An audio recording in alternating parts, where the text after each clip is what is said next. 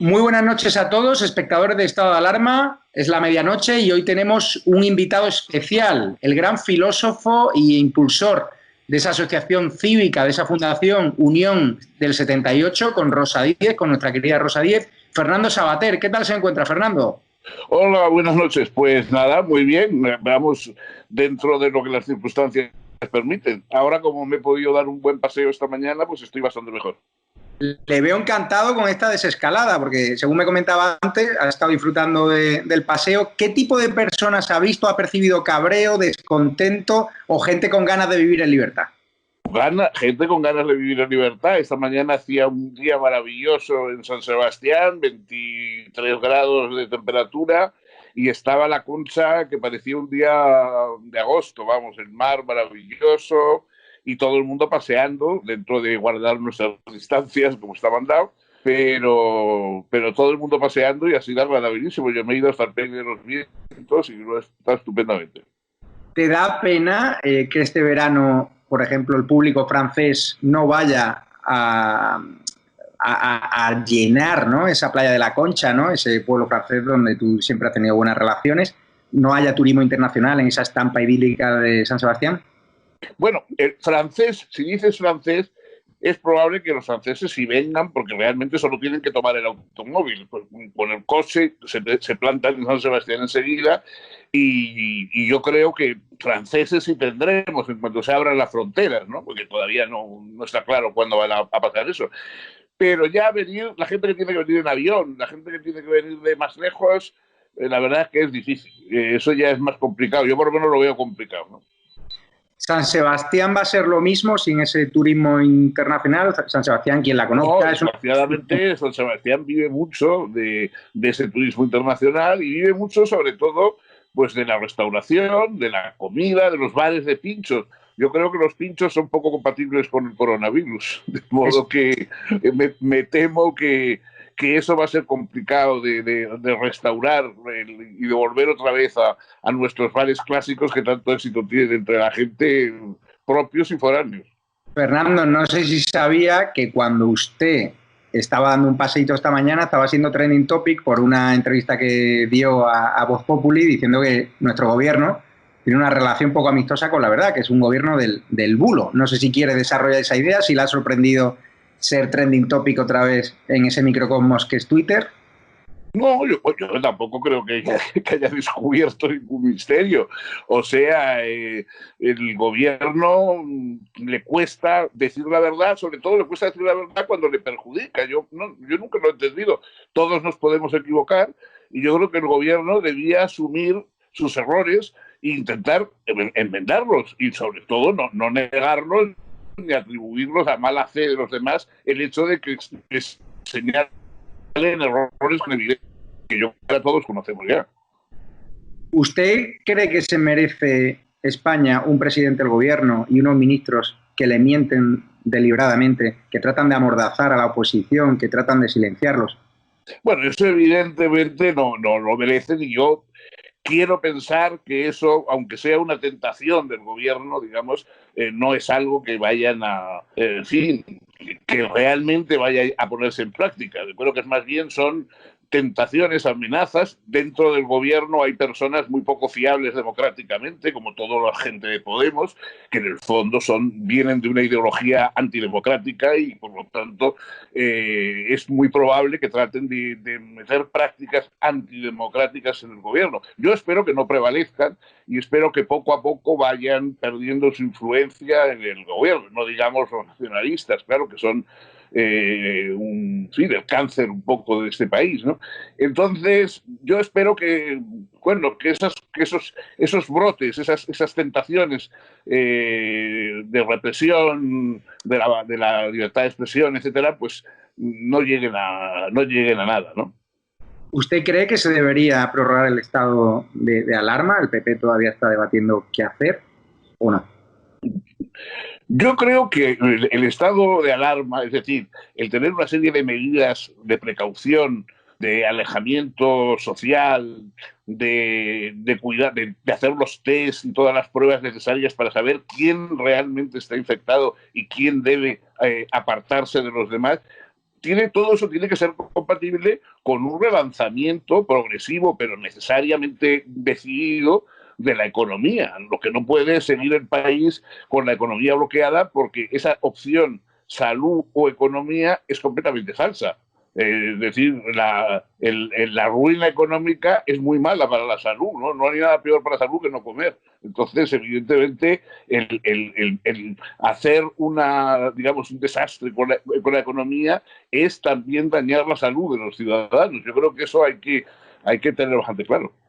¿Usted cree que se van a vivir en España situaciones dramáticas? Está claro que los datos del PIB, las previsiones del gobierno son demoledoras, los datos del paro y las previsiones de las propias empresas. ¿Usted cree que esta crisis económica, que sin duda va a marcar un antes y un después en España, que va a ser más grave que la del año 2008, va a cambiar nuestra condición humana?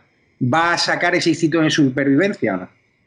No, bueno, yo esas cosas de cambiar la condición humana y tal, eso me parecen disparates. Yo no, sobre todo me tiene asombrado el ver que siempre a los de mi gremio, a los filósofos, los supuestos filósofos, siempre nos utilizan para preguntarnos esas cosas de si va a cambiar el mundo, la naturaleza humana, y que entonces hay que decir esas cosas estupendas que se prestan casi siempre mis colegas a decir, ¿no? Eso de esto es una advertencia de la naturaleza que hemos maltratado, debemos ser humildes y reconocer nuestra finitud, y bueno, todas esas tonterías, ¿no?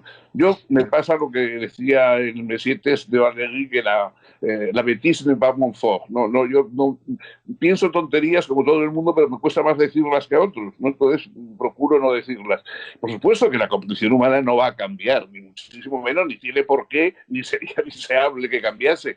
Habrá prácticas, habrá algunas conductas, digamos, que tendremos que amoldar a las circunstancias, pero bueno, ha habido 2 guerras mundiales, ha habido otras epidemias, otras plagas, y los seres humanos siguen siendo para bien y para mal lo mismo. O sea que no creo que vaya a ocurrir un cambio, digamos, de la naturaleza humana, ni lo espero ni lo deseo. ¿No cree que debería hacer una nueva versión de esa ética para Marador, para dar lecciones de ética a esos jóvenes que ahora se enfrentan a un mercado laboral completamente bloqueado, que no van a tener la oportunidad, al menos en España, de encontrar trabajo a corto plazo?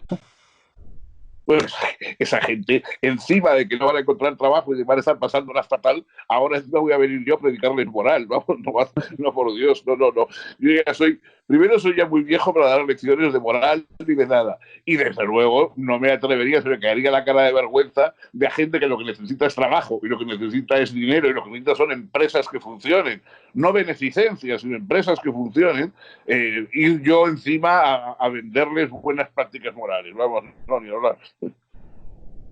Fernando, ¿usted tiene miedo ahora al presente, a lo que le pueda pasar? ¿Ha tenido miedo a la muerte durante esta crisis del coronavirus? Siempre decían que afectaba a la gente más mayor. No sé si ha tenido algún familiar afectado. ¿Cómo lo ha vivido en sus carnes?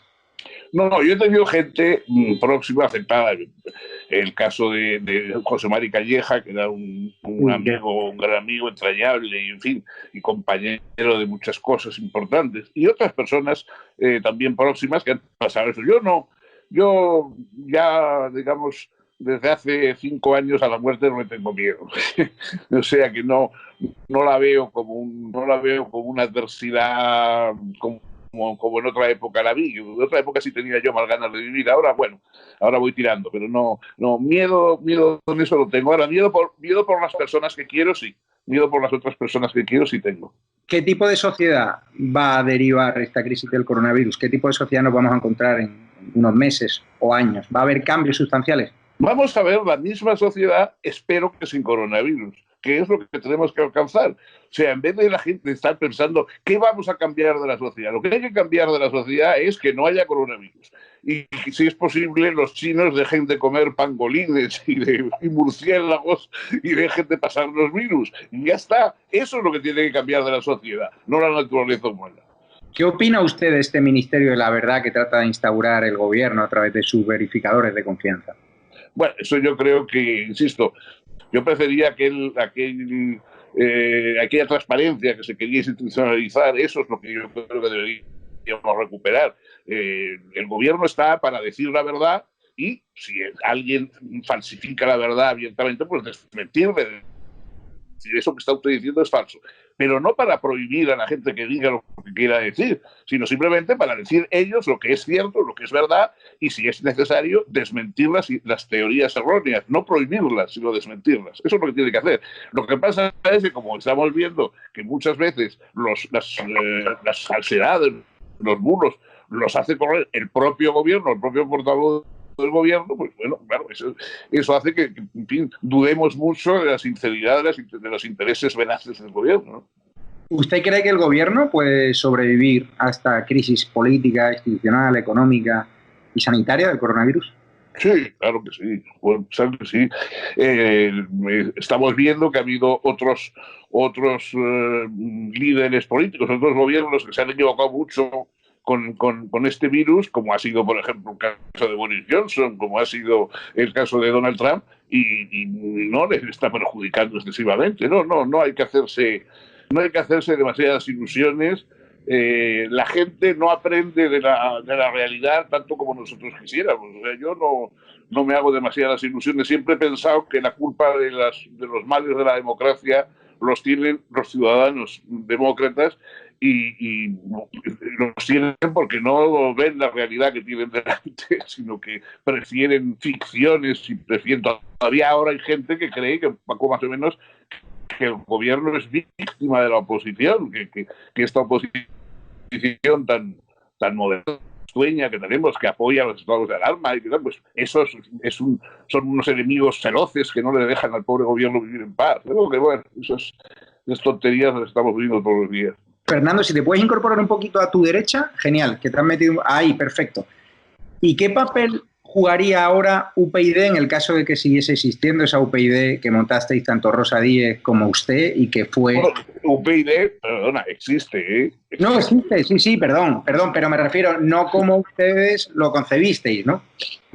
No, UPyD existe, lo que pasa es que nosotros precisamente fuimos víctima de los votantes. O sea, no cuando se buscan ahora las razones, bueno, pues, UPyD que denunció la corrupción y que sacamos casos de corrupción como pues en la Comunidad de Madrid, el caso del Rato y el caso del canal de Isabel II y montones de este tipo de cosas, y de alguna forma fuimos vanguardia, por supuesto, en la lucha contra el separatismo, etcétera, pues en vez de ser recompensados en las urnas, se prefirió votar a los corruptos, a los separatistas, etcétera. Entonces nosotros somos un claro ejemplo de que no basta con ofrecerle a los ciudadanos las soluciones, tienen que aceptarlas, tienen que ver que son soluciones, y desgraciadamente no siempre lo ven.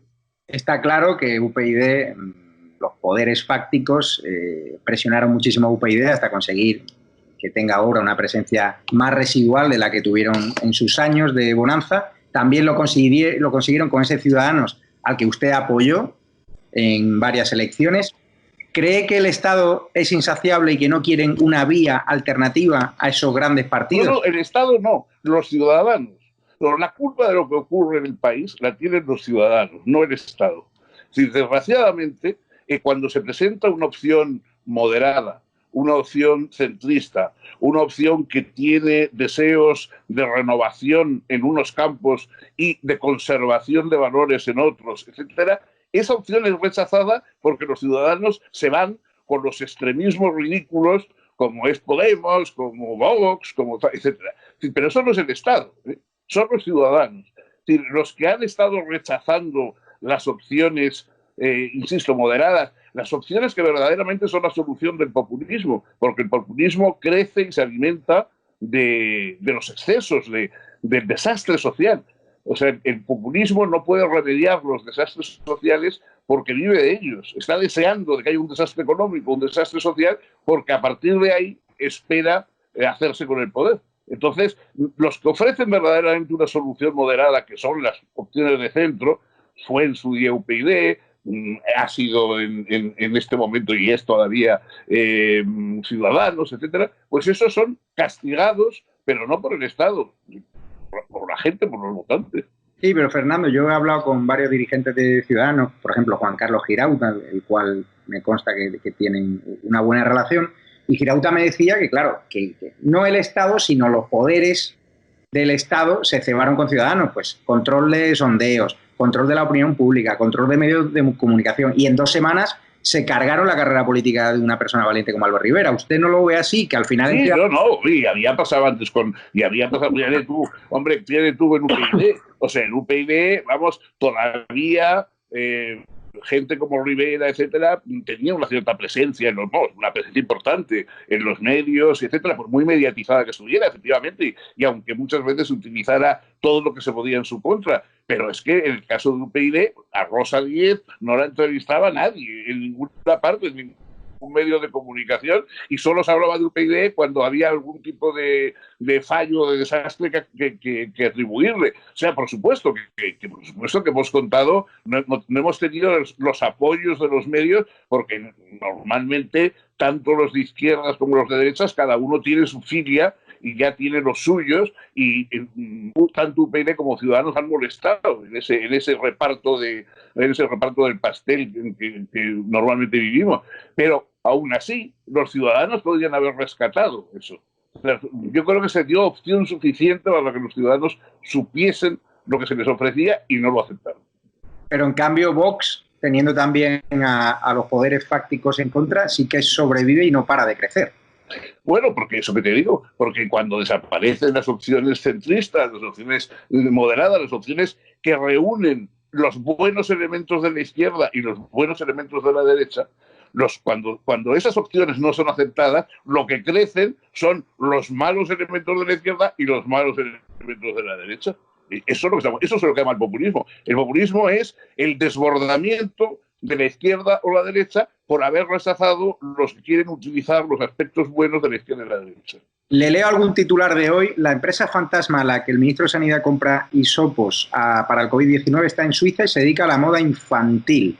Sanidad también compra 10 respiradores por 468.000 euros a la empresa con dirección desconocida. Esto lo unimos que los test rápidos no homologados, a pesar de la mentira del presidente del gobierno, se compraron a una empresa, parece ser de dudosa credibilidad y que tenía experiencia en productos eróticos, pero no en material sanitario. ¿Usted cómo valora estas chapuzas del gobierno? Bueno, pero a lo mejor los productos eróticos son sanitarios también de alguna forma, que no hay que descartar que no tengan su utilidad.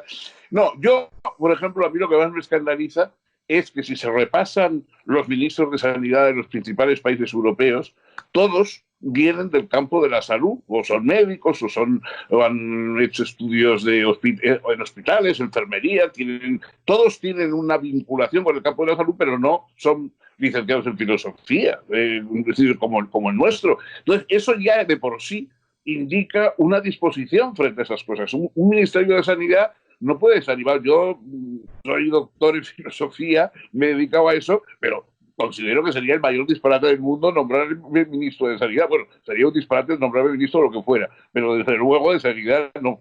Entonces, yo creo que ya eso muestra una disposición verdaderamente peligrosa. Y por luego todo lo demás que me cuentan, pues también. Que está preparando su fundación, Unión del 78, que presentó junto a nuestra querida amiga Rosa Díez. Están preparando movilizaciones cívicas. Nosotros impulsamos una virtual. ¿Usted cree que es momento de que Unión del 78 reivindique esos valores de la transición democrática y nos impulse a la calle una vez acabemos con este confinamiento? Vamos a acabar primero con el virus. Yo creo que ahora, en este momento, a pesar de que el gobierno, desde luego, cuenta con escasísima simpatía por mi parte, pero yo creo que ahora el verdadero peligro, lo que verdaderamente debemos centrarnos, es en la lucha contra el virus.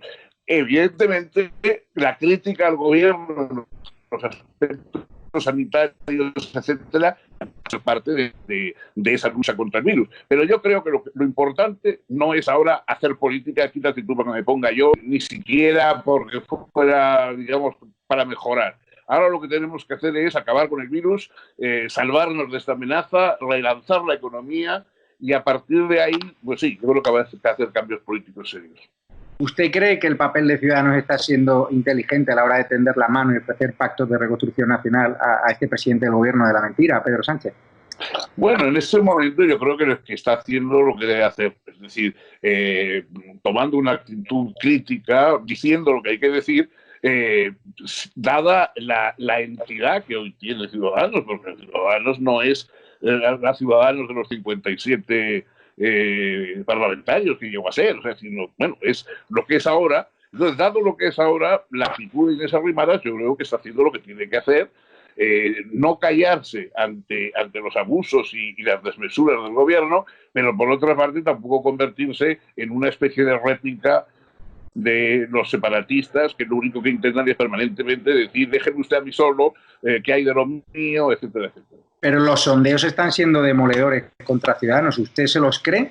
Porque no, yo me creo que los ciudadanos son capaces de todo tipo de errores. Por eso te decía antes, si yo creo que efectivamente las posturas sensatas normalmente son castigadas en las urnas. Eso es el problema. El verdadero problema, lo que a mí me preocupa de la democracia, es que veo que los líderes más sensatos y las posturas políticas más sensatas son castigadas por los votantes. Eso es lo que me asusta.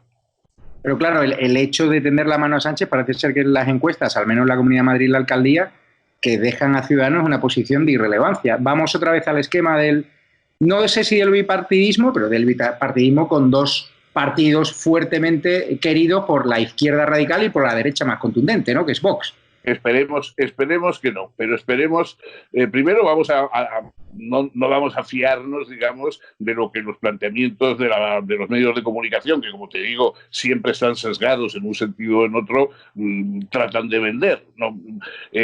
Si ahora de lo que se trata es de vender eso, de decir, vamos a enterrar a estos y salvar a los otros, bueno, nosotros vamos a tener, por lo menos las personas que tengamos un criterio independiente, una visión un poco más crítica. Yo creo que hay que seguir haciendo lo que se debe hacer y esperar a que la gente lo vea, esperar que esas son las opciones buenas que realmente se están ofreciendo.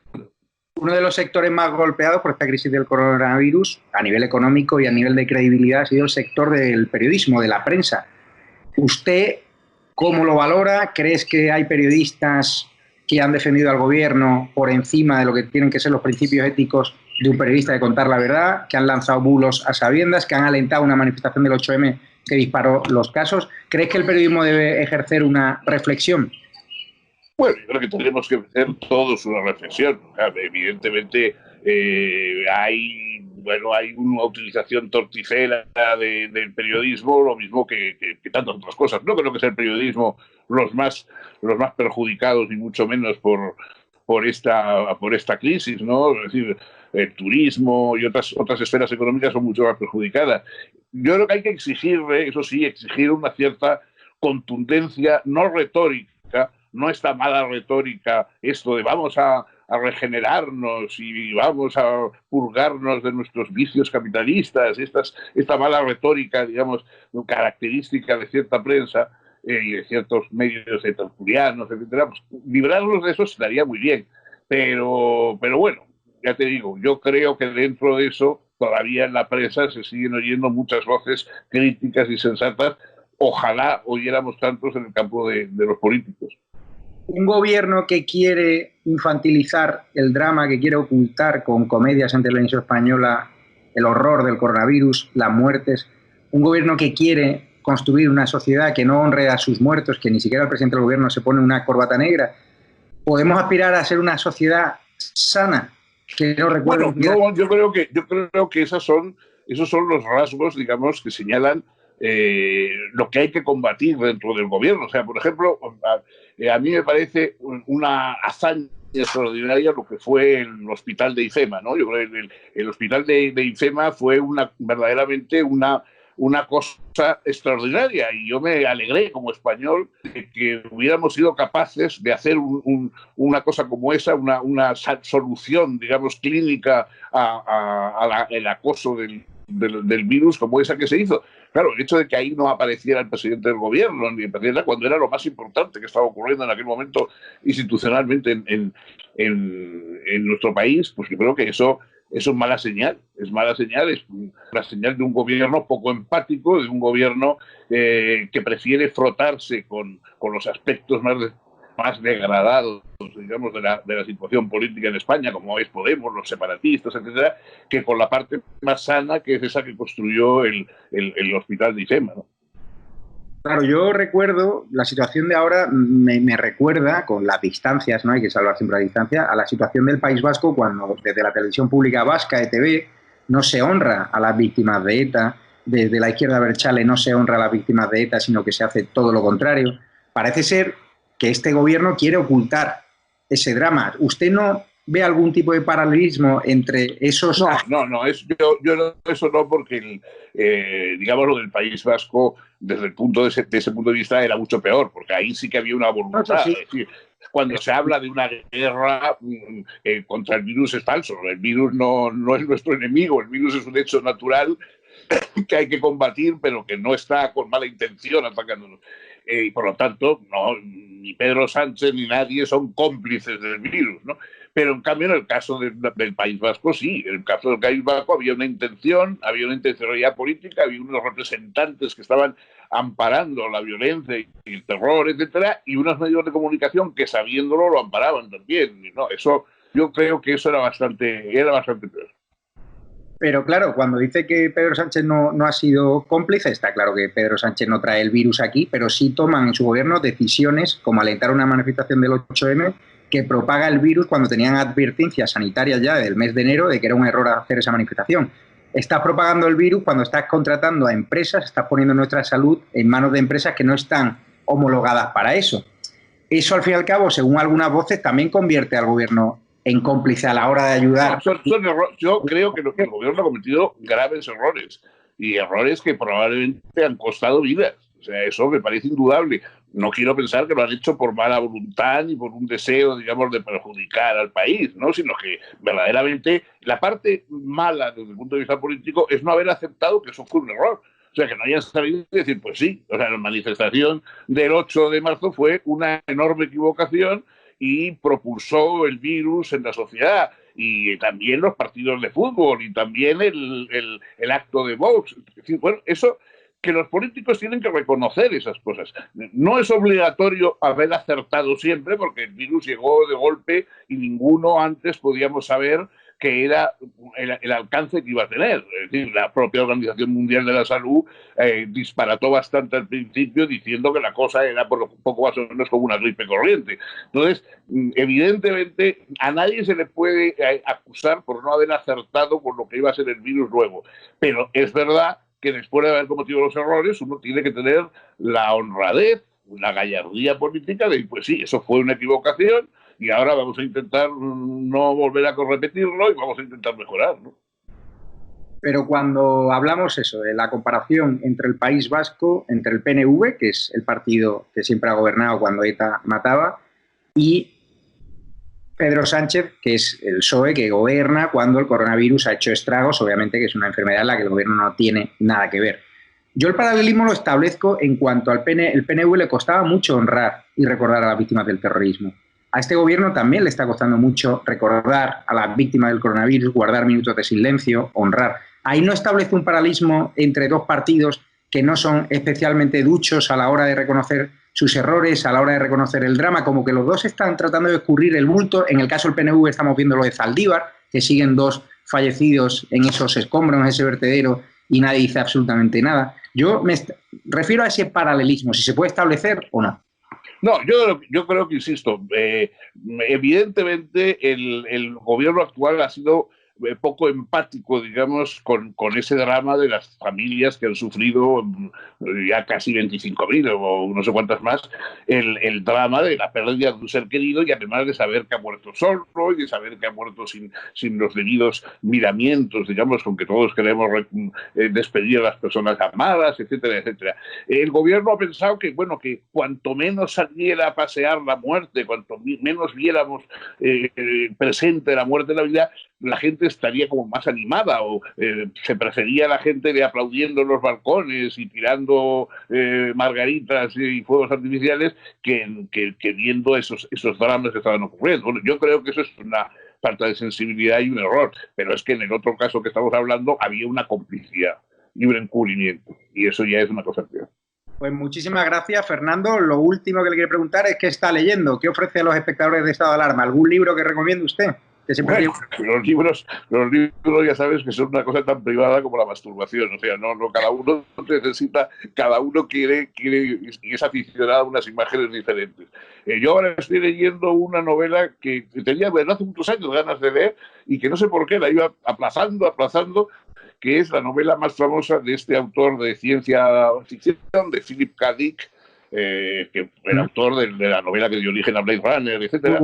Sí. Y que tiene una novela estupenda que se llama El Señor del Castillo, de Man of the High Castle, ¿no?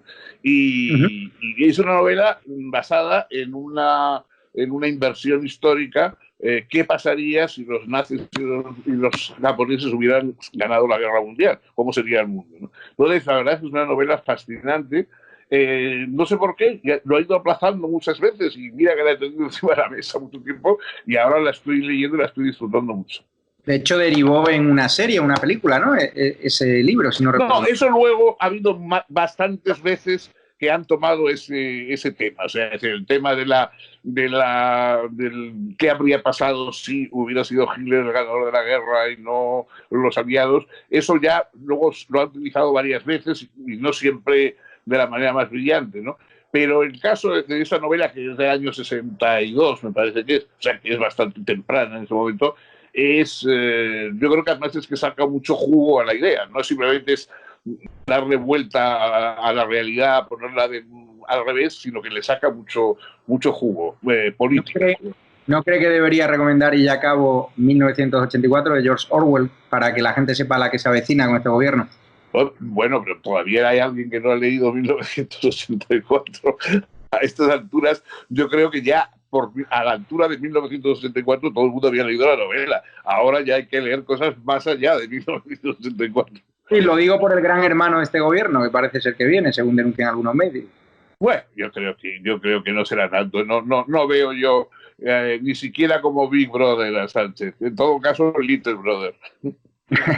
Pues muchísimas gracias, Fernando, por tu tiempo y te dejamos descansar de esa ciudad maravillosa que es San Sebastián, ese Paseo de la Concha, que yo la verdad que extraño bastante cuando era corresponsal del Mundo en Euskadi, y gente maravillosa, la gente vasca, que ha sufrido mucho el terrorismo y que no hay que olvidarse, que hay que reivindicar siempre y recordar a todas las víctimas del terrorismo, de todos los partidos políticos que sufrieron la acción y la amenaza de ETA, y también a esos muertos en vida, a esas personas que han perdido familiares, que también hay que recordarles y seguir pidiendo al gobierno que les ayuden y que ayuden también a asociaciones cívicas, Unión del 78 de Fernando Savater y de Rosa Díez, para que podamos crear una sociedad más justa, más cívica y más plural, ¿no? Desde el respeto a todas las sensibilidades políticas. Bueno, muchísimas gracias a ti y a todos los oyentes y cuidaros mucho todos. Fenomenal, un abrazo desde Estado de Alarma. Cuídate. Hasta luego.